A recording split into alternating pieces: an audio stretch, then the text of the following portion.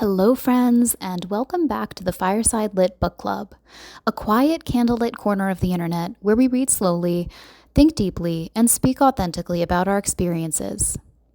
I'm Lindsay, and I invite you to join me by the fire as we explore the soul of a book, the beauty it reveals, the questions it asks, and the ways it helps us understand life, identity, and meaning just a little more clearly. Okay, so I have been really looking forward to recording this episode of the podcast because it touches on some of my favorite themes and topics, even outside of the literary sphere.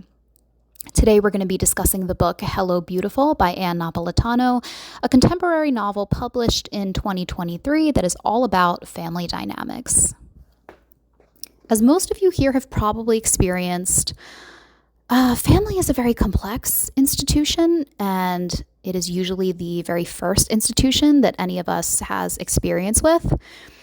The family unit is where we learn most of our significant principles, like values, identity, and belonging that shape our initial sense of self and how we relate to the world.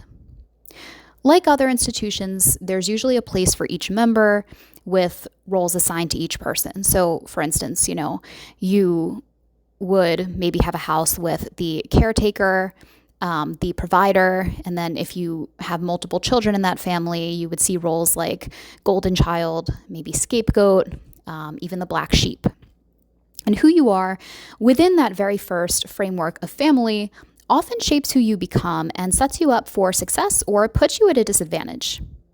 We typically feel the effects of generations past in our families because there are often traditions, expectations, and unfortunately unresolved trauma that are passed down, both connecting us and complicating things within the structure. The family is also a very emotional institution, which makes it harder to resist or leave, even when there is dysfunction or troubling dynamics. What I've been thinking about a lot recently, after having read this book, is how many of us raised by older generations had to deal with the pressure of lots of expectations our parents put on us growing up that may have resulted in unnecessary stress to step into certain roles or perhaps behave a certain way or avoid certain activities because we were raised as extensions of our parents. And in a lot of ways, the life we led was a direct reflection on them. I think a lot of us learned that making our parents happy and proud mattered more than making ourselves happy and proud. And we carried that with us even into adulthood, so that many of us became people pleasers, codependent in our relationships, maybe even more likely to stay in bad relationships. But I think, our parents' generation probably thought that this pattern of just pleasing your parents by any means possible was healthy because they were raised that way. And it's really only been with younger generations that we've begun to break some of those cycles, which is fortunate because those types of dynamics often go on to cause significant issues for children and then even into adulthood. So all of that said, I thought Napolitano played with these themes of expectation and enmeshment really beautifully. She's an author I haven't had prior experience with, but I'm really looking forward to reading additional work of hers. I looked her up and saw that she has published, I believe, 2 other novels. I'm excited to dive into those at some point. Just with Hello Beautiful, she gives you the sense that she is trustworthy in her knowledge of how a family operates. And for many of us, that idea of family is very close to the heart. So as you're reading this book, I think you'll find that you're fully absorbed in her storytelling and the way she describes each relationship. So first, before we get into more of the psychological components of this novel, I want to provide a brief overview of the book. As a warning, this summary will contain spoilers, so if you have any interest in reading the book, which I 10 out of 10 recommend, maybe table this episode until you have finished it. So we begin with the character of William Waters, whose childhood is marked by loss and neglect. After his sister dies, his parents withdraw emotionally, leading William to believe they wish he had died instead, which is an extremely traumatic upbringing for any child to have. This unspoken wound shapes his mental health and relationships for the rest of his life. In contrast, the Padavano family is warm, lively, and deeply connected, but also enmeshed. Charlie, the dreamer and functioning alcoholic, and Rose, the pragmatic disciplinarian, create a household where their 4 daughters grow into very distinct roles. Julia, the eldest, is controlling and image conscious. Sylvie, the romantic, lives for books and ideals. And the twins, Cecilia and Emmeline, embody bold conviction on one hand and gentle caretaking on the other. When Julia meets William in college, she decides almost immediately that he will be her husband, but instead of loving him as he is, she projects a future onto him, one where he becomes a professor, even a politician, and William goes along with much of this in order to please her. Their marriage is strained, and when Cecilia's unexpected pregnancy threatens the family's balance, Julia insists on getting pregnant as well, more out of duty and competition than actual desire. The weight of William's depression finally overtakes him, and he attempts suicide. Julia responds with embarrassment rather than compassion, and their marriage ends. Over time, William forms a deep connection with Sylvie, Julia's sister, and they fall in love. Julia cuts ties with her family and raises her daughter Alice in New York, telling her that William is dead.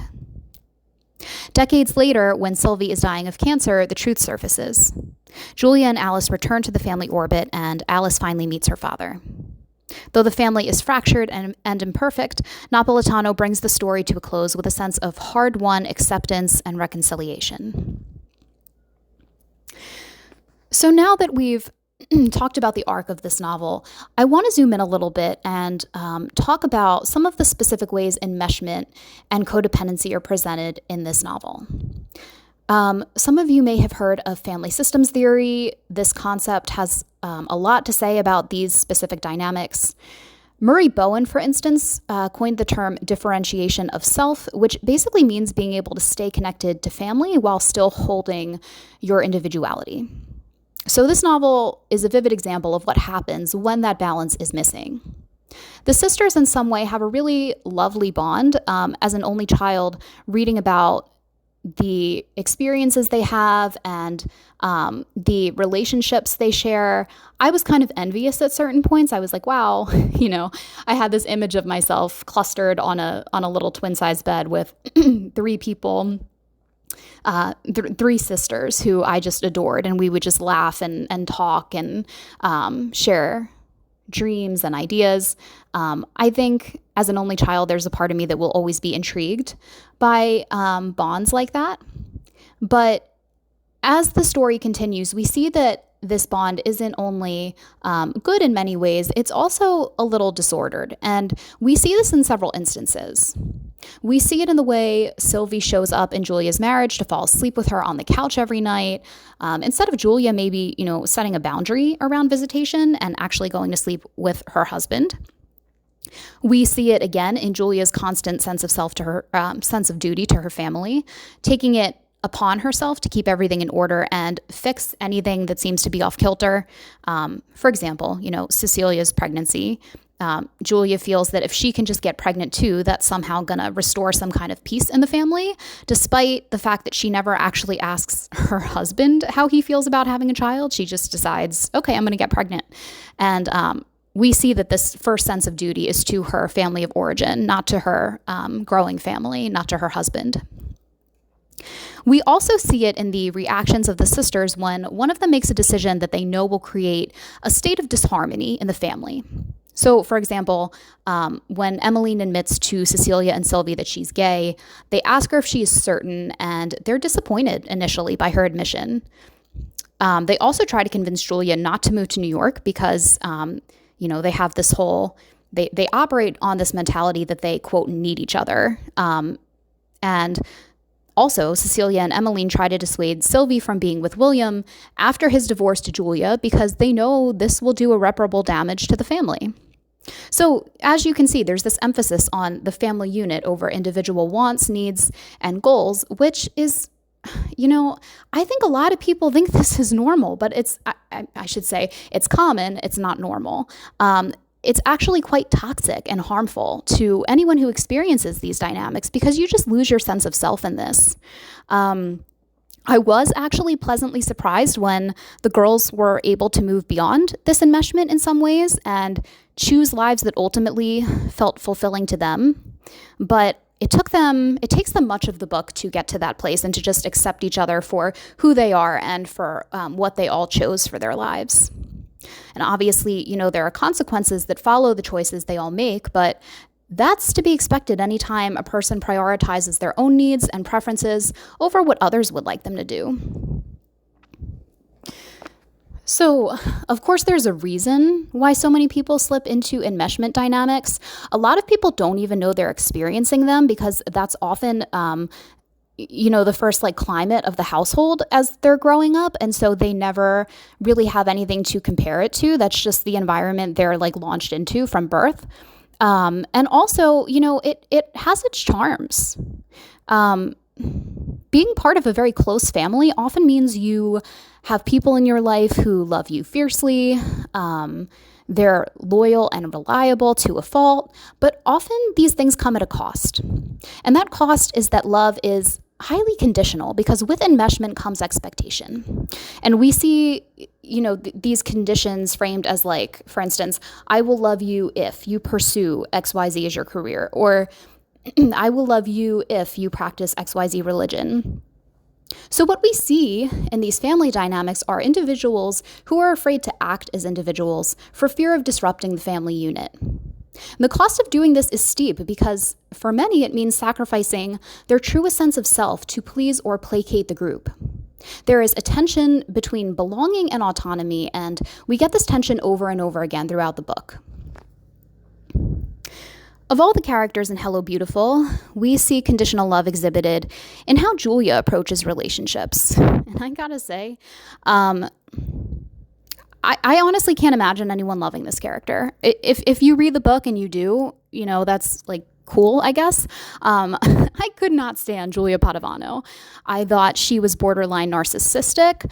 She only ever thought about herself, and she shows no grace toward anyone who does things differently than what she had expected from them.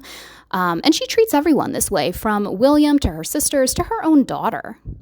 If people do her bidding and behave as she expects them to, she has no problem treating them with warmth and kindness, but basically one wrong move, and she's thinking about how their choices affect her before considering anything else.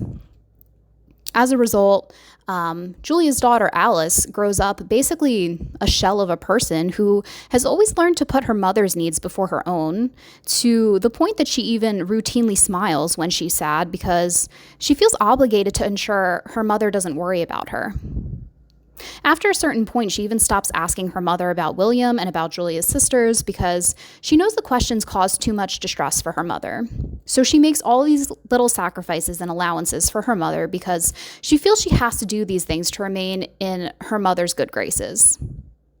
And it's only when Julia is honest with Alice about the fact that William never died but is in fact very much alive that Alice is able to get beyond some of her fawning tendencies, because Julia is in a sense releasing her tight hold on Alice's life by sharing the truth with her. I think what Napolitano manages to capture with Hello Beautiful is something many of us grapple with: how to honor our families without losing ourselves. The push-pull between closeness and independence is one of the deepest struggles of being human, and each of the characters in this novel has to learn to straddle the line of consideration for those they love and consideration and self-love. By the end of the book, things are not perfect, but as readers, we do get a sense of resolution that everything is as it should be. Sometimes good enough is good enough, and that applies to how we strike the balance between a sense of duty to ourselves and to our loved ones. Ultimately, Hello Beautiful reminds us that family love can be both a sanctuary and a prison, often at the same time, because there's so many things in life that are not either or. Most things are both and. The challenge and the beauty is learning how to stay connected without losing ourselves. Thank you so much for listening to this episode of Fireside Lit. I would love to hear your own reflections. Have you ever felt pressured to play a role in your family that didn't quite fit who you really were? Or maybe you had the opposite, a family who gave you the freedom to grow into your truest self. How has that shaped your life and relationships? Until next time, be well and happy reading.